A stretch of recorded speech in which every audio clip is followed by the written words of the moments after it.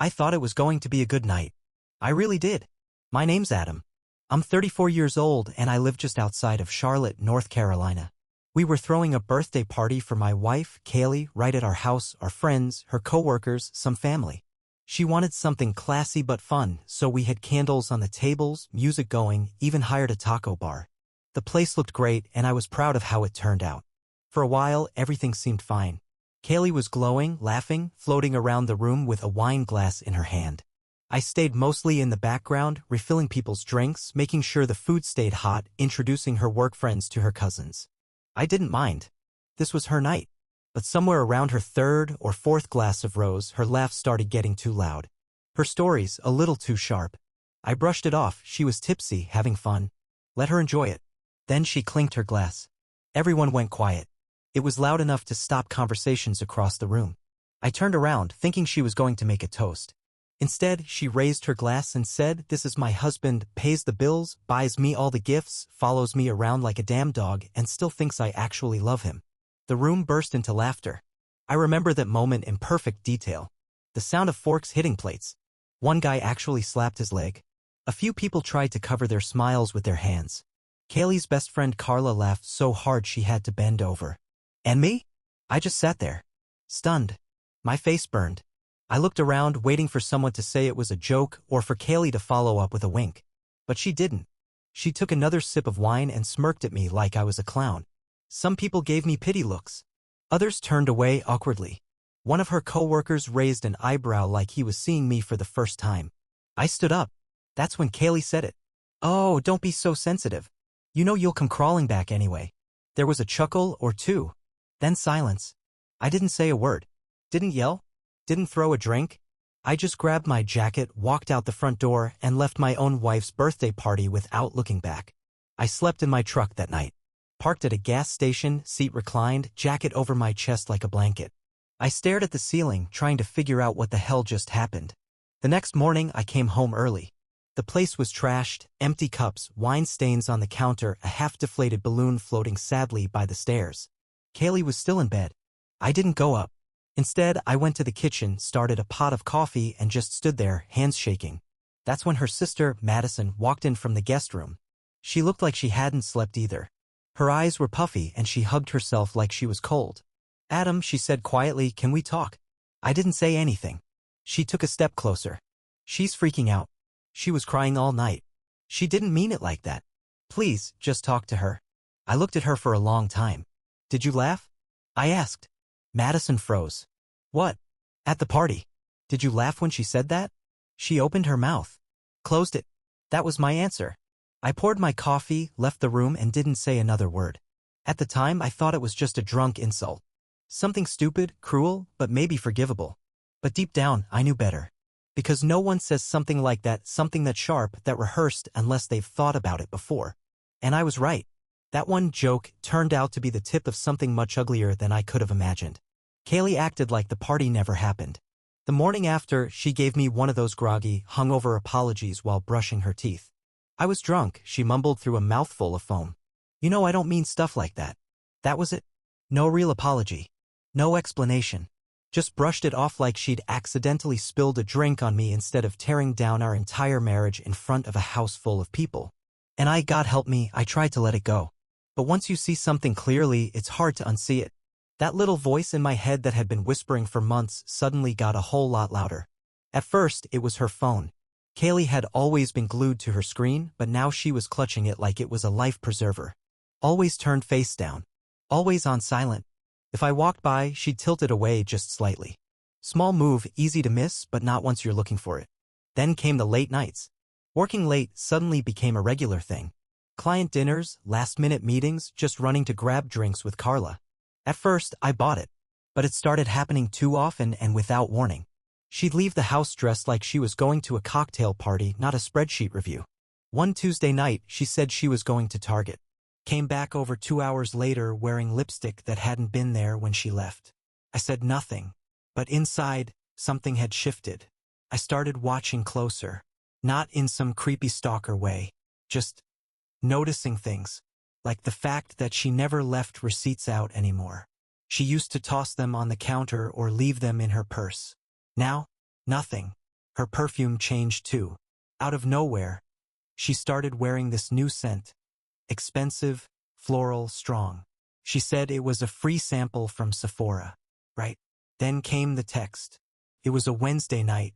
She fell asleep on the couch watching Netflix, phone in her hand. I wasn't trying to snoop. I swear I wasn't. But it buzzed, and the screen lit up. Had a great time today.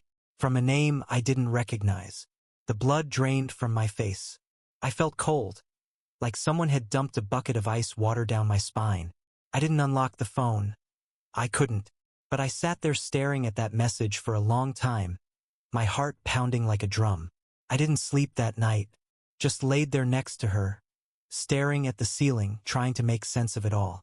The next morning I played it cool, pretended nothing was wrong. But from that moment on, I started digging. I checked our shared bank account one night after she said she was at her mom's. That's when I saw it, 2 charges from a fancy hotel bar downtown. One for drinks, one for parking. Time stamped at 9:47 p.m. She had told me she was at her mom's watching a baking show. I felt like the ground beneath me had shifted. That weekend, I started making excuses to check her car. Said I needed to rotate the tires, inspect the brakes, whatever. Truth was, I was looking for signs, receipts, notes, anything, nothing. She was careful, too careful. But I wasn't an idiot. I knew something was off.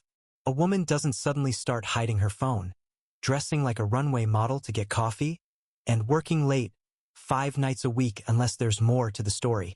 Then one night, I got the confirmation I didn't even know I was waiting for. Kaylee was in the kitchen, opening a bottle of wine, when I heard her best friend Carla whispering in the hallway to someone on the phone. She better be careful, Carla said. He's not as clueless as she thinks. That was it. Short, quiet, almost nothing. But I heard it, and it confirmed everything. I wasn't crazy. I wasn't being paranoid. Something was happening behind my back. And whatever it was, I was done ignoring it. I just needed proof. I needed proof. Solid, undeniable photographic proof. That was the only thing stopping me. The only reason I hadn't already thrown Kaylee's suitcase into the yard and changed the locks. I needed her to see it. I needed her to sit there and try to lie to my face while the truth stared back at her from my phone screen. So I bought a GPS tracker online. $50. Took 10 minutes to install under her bumper. The first day I followed the signal. She went exactly where she said she would, her friend's apartment, a grocery store, back home. Nothing suspicious. For a second, I started to doubt myself. But 3 days later, on a Thursday night, she said she had book club. I was already gripping my phone before she pulled out of the driveway. Watched her dot move on the map. Watched it slow down. Watched it park. At the same damn hotel bar downtown. Again. She stayed there for over 2 hours.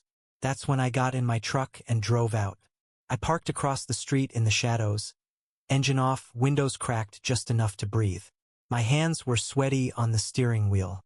My chest felt tight. I waited. At exactly 11:32 p.m., she walked out. And she wasn't alone. There he was, tall, dressed in a collared shirt and slacks, hair slicked back like some budget TV anchor. They were laughing, like this was the best night of their lives. She touched his arm, then leaned into him like they were already halfway into some romantic comedy. And then, just to twist the knife, they kissed. Right there in the parking lot. Not a peck. Not a quick goodbye. A long, slow make-out session like they didn't have a care in the world. Like no one would ever see them. But I saw. I had my phone out and snapped 5, 6, 7 photos. Zoomed in. Got her face. Got the damn license plate of his car. I had everything. She didn't even try to hide it. That was what got me the most.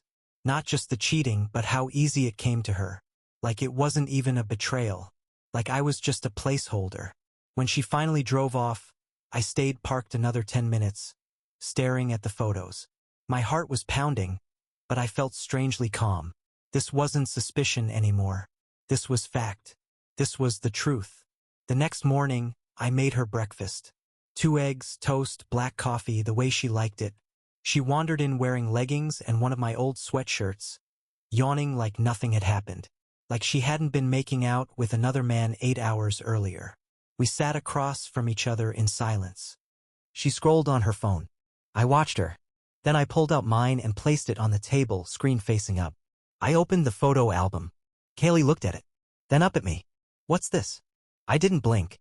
So, who's he? She didn't even flinch. Didn't stutter. Didn't pretend to be confused. She just looked at the photo for a beat, then leaned back in her chair and said, "You're the one who wanted to know. Now you do." That was it. Not a tear. Not a single word of regret. No apology. Just that. You're the one who wanted to know. I stared at her, waiting for something human to come through. A crack in the armor. Some sign that the woman I married was still in there somewhere. But there was nothing. I nodded. Slowly. Okay. I stood up, took my coffee, and walked out to the garage. That's when I knew we were done. Not because she cheated. That would have hurt, sure, but we might have tried to fix it. But because she didn't care. She didn't even pretend to be sorry. She was gone long before I caught her. I just hadn't caught up to it yet. Until now. After breakfast that morning, I didn't say another word to her for the rest of the day. Not because I didn't have anything to say, but because I was scared of what I would say if I let it all out. The rage, the betrayal, the way her cold indifference made me feel like I'd been the butt of some private joke for years. I wasn't about to scream or throw things. That's not me. But I also wasn't going to sit there and pretend this was salvageable. That night, I sat down on the couch while she folded laundry like it was just another Tuesday. "I want you out of the house within 30 days, I said. My voice was steady. My heart wasn't. She didn't even look up. "Seriously. Dead serious." She snorted. "You're being dramatic." "No," I said. "I'm being done." She dropped the shirt she was folding and finally looked at me. "You can't just kick me out of my own house." "It's my house," I corrected. "Bought it 3 years before we got married. Your name's not on the deed." That shut her up for a second. I stood up and walked to the kitchen, grabbed my phone, and texted a divorce attorney I'd found that morning. His name was Glenn. He answered within 10 minutes. By the end of the week, I had filed the initial paperwork. No more shared bank accounts. I locked those down the next day, transferred my direct deposit to a private account, and changed every password to every account we had ever shared, Netflix, Spotify, even the Wi-Fi. She tried to log into the Amazon account and found nothing but a blank login screen. "Really?" she snapped from the living room. "You changed everything?" "Every single thing," I said. She went ballistic. It started with texts. At first, they were guilt-laced. "We don't have to do this. I just made a mistake. Let's talk about it like adults." Then came the anger. "You're overreacting. You think this makes you a man? You're just punishing me because you're insecure." Then came the blame. "You ruined this." "Not me." But I didn't answer a single one. I didn't yell. I didn't argue. I didn't play tug-of-war with memories or try to negotiate closure. I just moved forward like she wasn't there. I told her we'd split the basic furniture, but the rest was mine. The couch, the TV, the bed, all bought with my money. She could take her clothes, her makeup, and whatever she had in the bathroom drawers. That was it. Her family started calling next. Her mom left me a voicemail, soft voice, trying to play peacemaker. "Kaylee told me what's going on. Look, every marriage has its problems. Don't throw it all away over one mistake." I deleted it without listening to the rest. Her cousin Josh texted me, "Man to man, come on. Just talk to her." I blocked his number. Everyone wanted to minimize it. Pretend this was a little blip. Like I had stubbed my toe on our wedding vows and just needed to walk it off. But then I found out something else. A friend of mine, Ryan, who works in IT security for a financial company downtown, gave me a call out of nowhere. "Hey man," he said, "weird question, but is Kaylee seeing a guy named Daniel Morris?" My stomach dropped. "Why?" "Because I saw her with him a few weeks ago at a bar. I know his wife, Melissa. She has no idea." There it was. Kaylee's side guy? Married. With 2 kids. And his wife thought he was at book club too. I didn't say much to Ryan. Just thanked him. But I knew exactly what I was going to do next. Kaylee thought she had set fire to my life and walked away without getting burned. She was wrong. She wasn't the only one who could ruin a marriage. I didn't rush it. I waited 3 days. 3 full days after finding out the guy Kaylee was cheating with, Daniel Morris, was married with 2 kids. I wanted to make sure I had everything ready. Screenshots of the GPS tracker, photos from the hotel bar, timestamps, and most importantly, clear images of them kissing in the parking lot. When I finally sent the message to Melissa, it was simple. Direct. No emotion. "Hi, Melissa. I don't know you, but I believe your husband, Daniel Morris, has been having an affair with my wife. I've attached photos and some information you might want to see. I'm truly sorry you have to receive something like this from a stranger, but I thought you deserved to know the truth. I added a zip folder with everything I had. Then hit send. She responded within the hour. Thank you for telling me. I had no idea. I've suspected something was off for a while now, but this? I never imagined. Thank you for being honest. I'll handle it from here.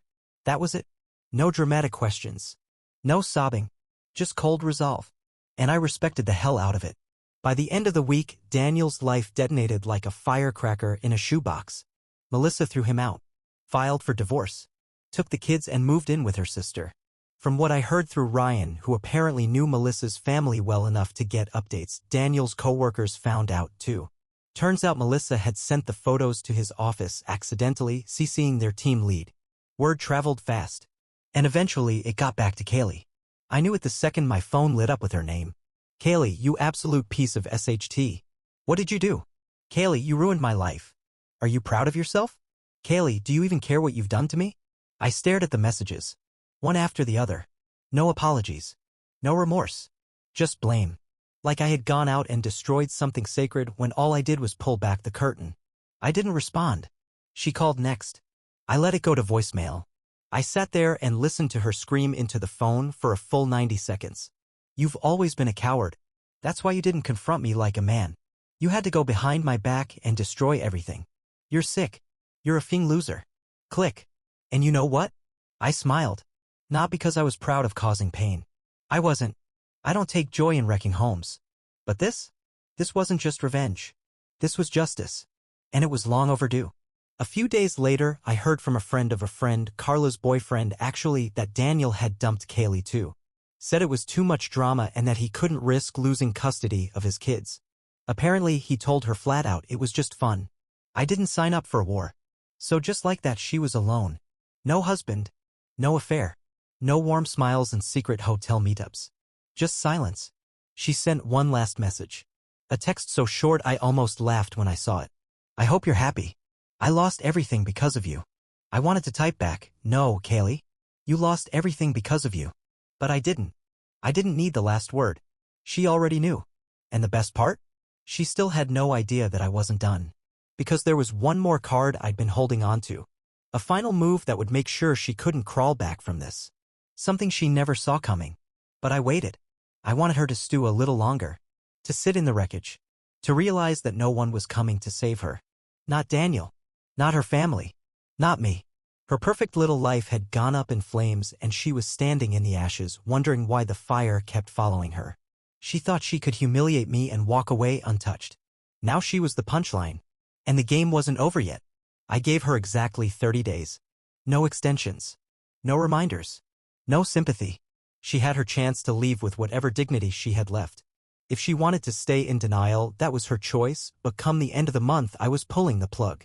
On deadline day, I showed up with a moving crew. 2 guys, box truck, tape, and labels. Everything ready to go. Kaylee came downstairs in a hoodie and slippers, hair a mess, eyes puffy like she'd been crying all night. She stood at the foot of the stairs and blinked at the movers. What is this? I looked her dead in the eye. This is the final move. Her voice cracked. You're really doing this? I didn't answer. I didn't have to. The crew started boxing up her things. I'd already separated what was hers, every drawer, every closet, even the bathroom cabinets. I didn't toss anything. I wanted it all gone.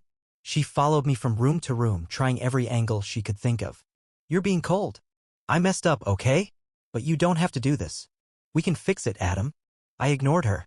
She cried in the kitchen, begged in the living room, even tried the guilt trip in the hallway, whispering, I gave you the best years of my life.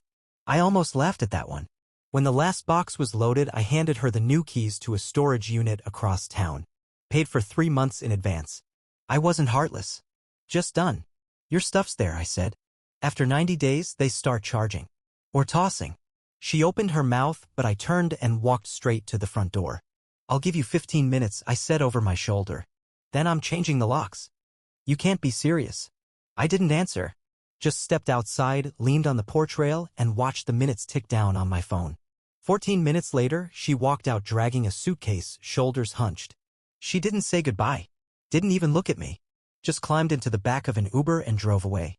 I watched her ride disappear down the street. Then I went back inside, changed every lock on every door, and called it done. That night, I deep cleaned the entire house. Scrubbed every surface, changed the sheets, dumped all the wine glasses. Tossed her shampoo, her candles, her stupid monogrammed hand towels. Anything that smelled like her went in the trash. I opened the windows. Let the cold air in. And for the first time in months, maybe years, I slept like a rock. A couple weeks later, the divorce finalized. No alimony. No drawn-out court battle. She didn't even show up. Probably too embarrassed. Or maybe still thinking Daniel would show up and save her. He didn't. I blocked her number that same day. Cut off everything. Social media, email, even mutual friends who couldn't decide which side to land on. If you weren't fully on my side, you weren't in my life. I bought myself a new truck. Not because I needed one, but because I'd been dreaming about it for years and never did it. Always figured the money was better spent on trips, gifts, anniversaries, things that kept a smile on her face. Not anymore. Now it was about me. I threw myself into work, took on more jobs, spent my evenings on the porch with a beer and my dog. My life was quiet. Simple. Mine. I thought I was done with her. I thought she'd disappear like smoke. But then 3 months later, I got a text from an unknown number. I miss you. No name. Just those 3 words. I stared at the screen for a while, then laughed out loud. Big, ugly, honest laughter, the kind that comes from deep in your chest and feels better than sleep. I didn't even respond. Just blocked the number and tossed the phone onto the couch. She could miss me all she wanted. But I didn't miss her. Not even a little. I didn't hear much about Kaylee after that. Not directly, anyway. But in a small town, or close enough to one, people talk. Stories float. And when someone falls as hard as she did, the echoes carry far. A few weeks after I blocked her number, a buddy of mine ran into Carla at a gas station. She didn't say much, but apparently Kaylee had been crashing on a friend's couch since the move. Her dream guy never came back. Daniel ghosted her the second his wife filed the papers. Melissa took the kids, the house, and left him hanging in the wind. Kaylee had bet it all on that affair, and she lost. Bad. And the thing about people like her? They don't know how to rebuild. Not from scratch. Not without someone else's foundation under their feet. She burned every bridge behind her and expected the world to keep handing her matches. She tried texting me again a few times after that "I miss you" message. New numbers. Different area codes. Always the same tone. Can we just talk? I never stopped loving you, I was just confused. Please, I need you. I never answered. Not once. Sometimes I still get texts like that. Random numbers at random hours. Usually short and vague. I don't even wonder if it's her, I know it's her. No one else would send something like, "Do you ever think about me?" at 2 in the morning. But I don't respond. I won't. Because by the time those messages started, I was already gone. I sold the house a few months after the divorce finalized. Got a good offer. Took it and moved about 40 minutes out, just far enough that no one I used to know would run into me at the grocery store. I bought a smaller place, quiet, wooded, peaceful. Fewer walls. More space to breathe. I furnished it exactly how I wanted. No second opinions. No arguments over throw pillows. Just me and what felt right. I got back into hiking. Started cooking again. I even built a fire pit in the backyard and host small get-togethers every few weeks. Close friends, good food, no drama. And the truth is, I've never felt more like myself. Free. Not bitter. Not angry. Just done. People ask me sometimes if I regret any of it. The years, the wedding, the money, the effort. But I don't. Because every choice I made led me here. The real revenge wasn't the GPS tracker. Or outing Daniel to his wife. Or watching Kaylee's life implode. The real revenge? Living well. Moving on. Letting her drown in the mess she made while I came up clean on the other side. I heard through the grapevine not long ago that Kaylee's been telling people I ruined her life. That I was emotionally abusive, controlling, untrustworthy. I didn't bother defending myself. I didn't correct the story. Because anyone who knows me doesn't believe that crap. And anyone who does believe it? Well, they were never really on my side to begin with. Let her talk. Let her spin whatever version of the truth helps her sleep at night. Me? I sleep just fine. And to this day, I've never once looked back.